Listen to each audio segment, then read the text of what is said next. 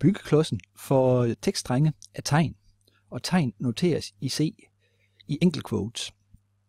Men værdien af dette udtryk er også et heltal, nemlig tallet 95. Vi har typen char i C, og det er typen for tegn, men det er også den mindste heltalstype, der findes i C. Der er 256 mulige forskellige værdier i typen char. Og til et char afsættes der altid 1 byte i C, altså 8 bits. I C understøttes der en såkaldt escape-notation, der gør brug af en backslash, så tegnet efter backslash får en særlig betydning. I det her tilfælde arbejder vi med tegnet, som repræsenterer et linjeskift, altså et new line. Tegn organiseres i tegntabeller, som angiver rækkefølgen af tegn, og en tegntabel knytter en bestemt talværdi til et tegn, det såkaldte code point. Her viser vi den mest basale tabel af dem alle, ASCII-alfabetet, ASCII-tegnsættet, som indeholder 128 forskellige tegn.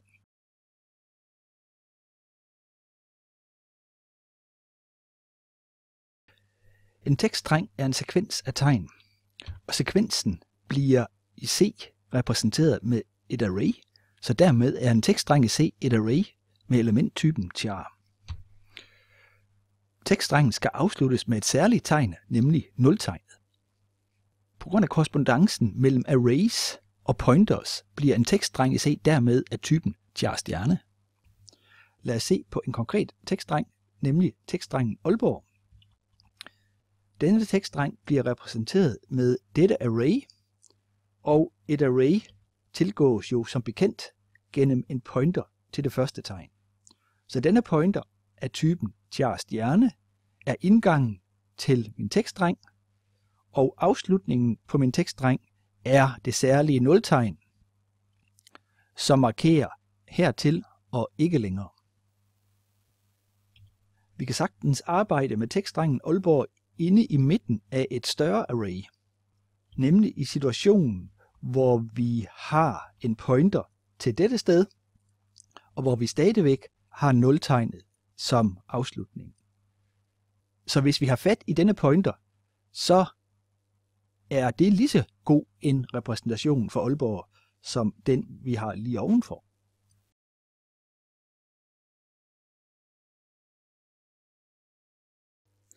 Dette lille C-program viser 4 forskellige måder at erklære og initialisere en tekststreng, som indeholder Aalborg.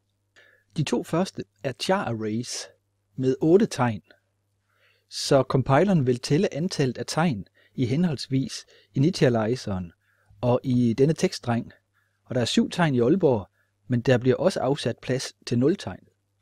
I erklæringen af string 3 bliver der afsat plads til en char pointer, som peger på Aalborg som en del af programmet. Så denne tekststreng ligger som en del af programmet, og vi har en pointer til den. Her laver vi eksplicit et char array med 8 pladser, og vi putter de enkelte tegn ind på de respektive pladser, inklusive 0-tegnet. Så dette er en tegn for tegn initialisering af tekststrengen til Aalborg på et meget basalt niveau. Der er nok ingen tvivl om, at det bedste alternativ af disse 4 har vi her, fordi vi bruger denne dobbeltquote strengnotation, og vi får afsat 8 pladser til de nødvendige tegn.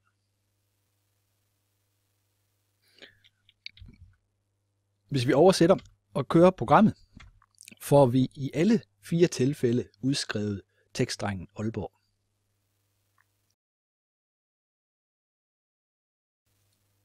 Dette program viser forskellige forsøg på at assigne en tekststreng til disse variable. Så først har vi streng 1, hvor der er afsat 8 chars i et char array, og vi forsøger os med dette assignment. Og det er ulovligt, og compileren vil opdage det, fordi en sådan initializer kan kun forekomme som en del af en initialisering af en variabel. Og her har vi jo et assignment, og vi kan ikke have en initializer på højre siden af et assignment. Også til string 2 er der afsat 8 tegn, og vi forsøger nu med dette assignment, hvor vi har en tekststreng i double quotes på højre siden af assignment-symbolet. Også dette er ulovligt. Dette vil ikke kopiere de 8 tegn i strengen Aalborg over i dette array. Hvis vi ønsker at kopiere denne tekststreng over i dette array, sker det bedst ved et kald af funktionen string_copy, som vi vender tilbage til senere i denne lektion. String 3 er en pointer til en char. Altså en char pointer, og denne char pointer bliver sat til at pege på Aalborg. Så det der reelt sker, det er, at hvis vi har pointeren her, så bliver denne pointer sat til at pege på dette sted, hvor tekststrengen Aalborg befinder sig inde midt i programmet. Det er ok. Men det kan skabe problemer for os sidenhen, som vi vil se om ganske kort tid.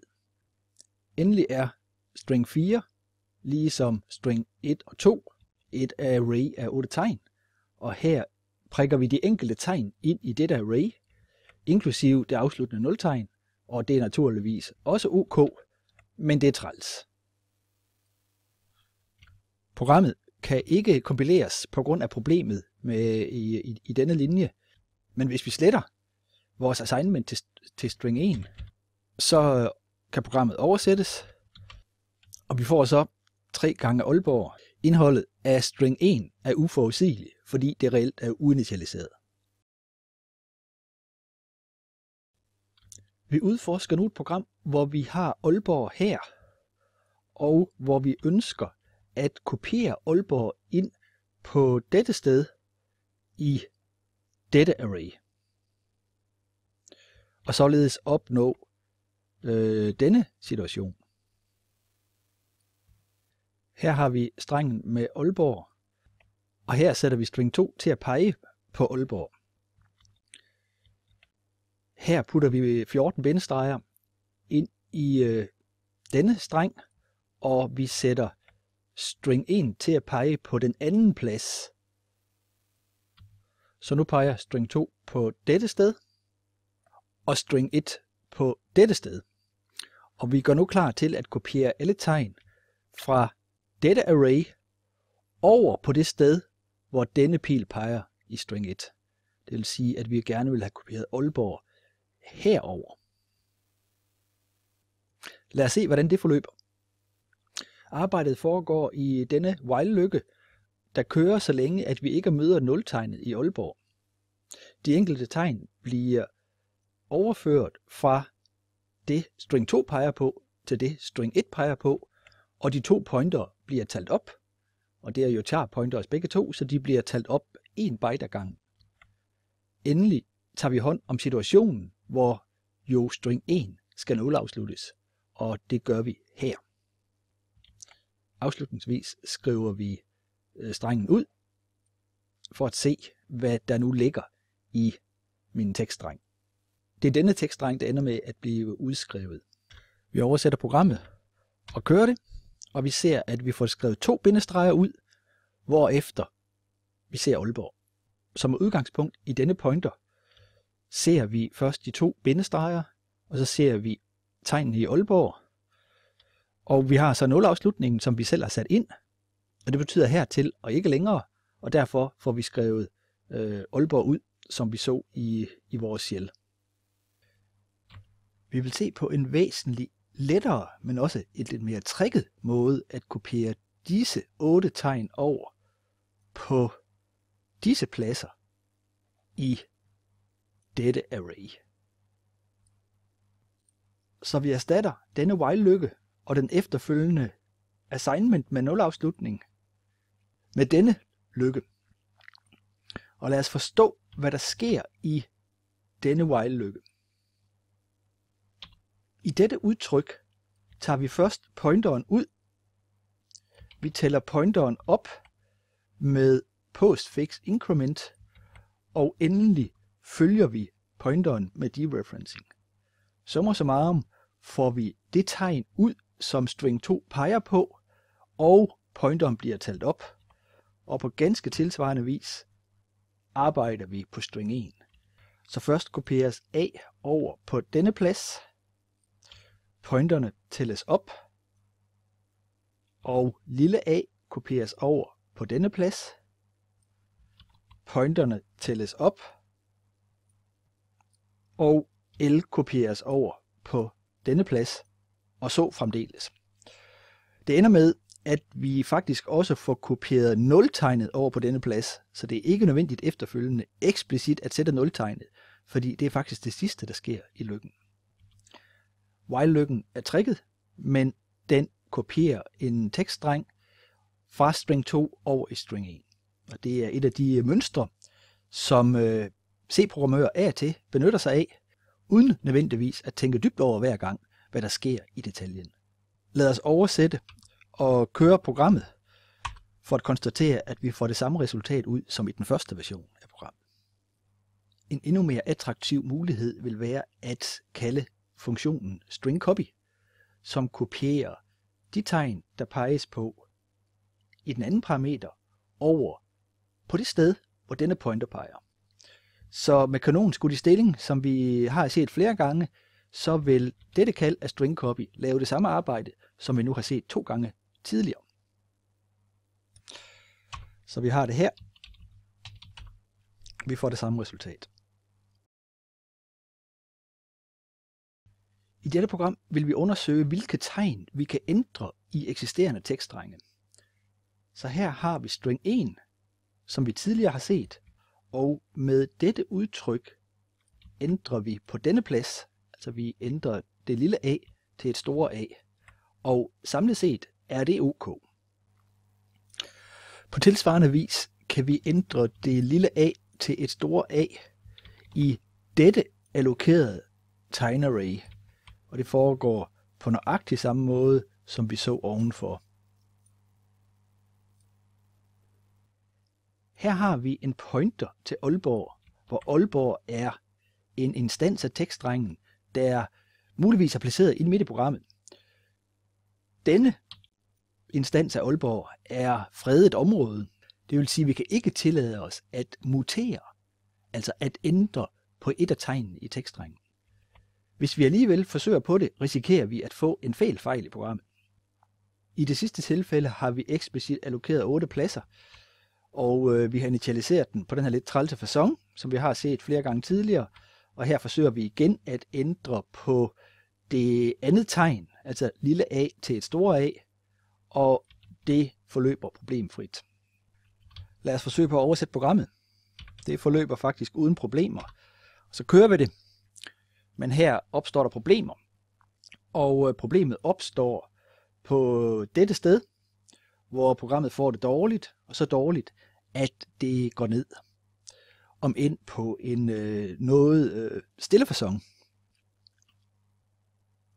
Vi sletter nu dette, og vi skaffer os af med string 3 i udskriften. Nu den er væk.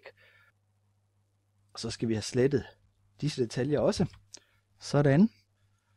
Og lad os så prøve at genoversætte programmet og køre det. Og det ser vi så. Vi fik slettet problemet, og vi ser til vores store tilfredsstillelse, at det lykkedes os at ændre det lille a på anden pladsen til et store A i alle 3 tilfælde. Vi skal være i stand til at se forskel på disse 2 ting. Det første er tegnet lille a, og det andet er tekststrengen, der består af lille a. Tegnet lille a er jo reelt heltallet 97, og tekststrengen med lille a er jo reelt et array med 2 elementer, hvor det første element er tegnet a, og det sidste er nulafslutningen. Dette array kan videre forstås som et array med 2 små heltal, 97 for tegnet a, og 0 for nultegnet. Videre skal vi være i stand til at se forskel på null, som er pointeren, der ikke peger på noget, og den tomme streng. Null er jo en symbolsk konstant, der dækker over 0, adressen 0, og den tomme streng er jo et array, der kun indeholder nultegnet, eller videre et array, som indeholder heltallet 0. Dette array er naturligvis et char array, der bliver tilgået med en char pointer. Vi har her et program med et array af tekststrenge initialiseret til 1, 2, 3. Vi ser dette illustreret på denne tegning, hvor jo numbers er en pointer til en char pointer. Og det første char pointer peger ned på dette array med tekststrengen 1, passende 0 afsluttet. Den næste pointer peger på tekststrengen 2, og så fremdeles. Så typemæssigt er numbers et array af char pointers, altså et array af tekststrenge.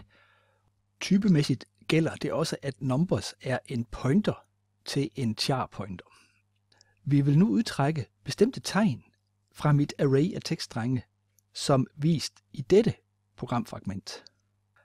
CH1 får vi ved at følge pointeren fra numbers 1 gang og 2 gange, altså svarende til de 2 dereferencings, og dermed når vi frem til tegnet lille o. Så det er tegnet lille o, der bliver lagt over i CH1. Vi får det samme resultat lagt over i CH2. Her benytter vi blot subscripting notation, så jeg tager den 0. plads i det ydre array. Den er her. Og så tager jeg den 0. plads i det array, jeg nu peger på. Den har vi her. Altså et lille o over i CH2. Udgangspunktet i dette udtryk er numbers plus 1, som betegner denne pointer i det ydre array. Jeg følger pointeren og når på denne måde frem til denne pointer, altså det, der peger på t-pladsen i dette array. Jeg lægger nu 1 til denne pointer, og når på denne måde frem til denne plads. Og til sidst dereferencer jeg min sidste pointer for at ende på tegnet W, hvilket er resultatet. Her viser jeg et eksempel med subscripting notation.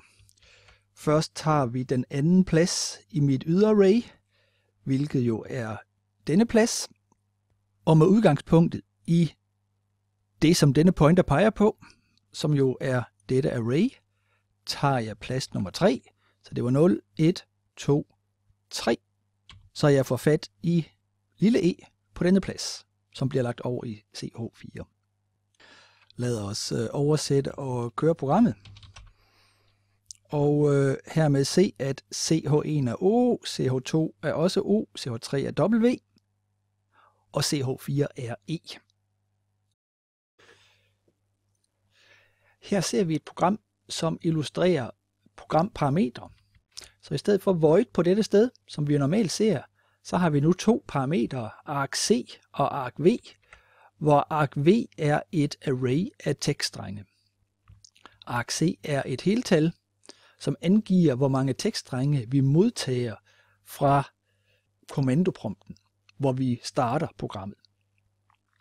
Lad os se på, hvordan det fungerer. Jeg oversætter mit program og beder om at få exe-filen kørt ud på en fil, der hedder proc. Og så kan jeg så kalde proc og angive et antal tekststrenge her A, B, C, D, E, F. Og på denne måde ser vi, at argc som modtaget i main er 4, og de 4 tekststrenge kan vi se herunder. Den første er den fulde sti til min exe-fil, og de 3 øvrige er de angivne tekststrenge A, B, C, D og E, F. Det er ofte meget bekvemt på denne måde at kunne overføre tekst fra min kommandoprompt ind til parametrene af main.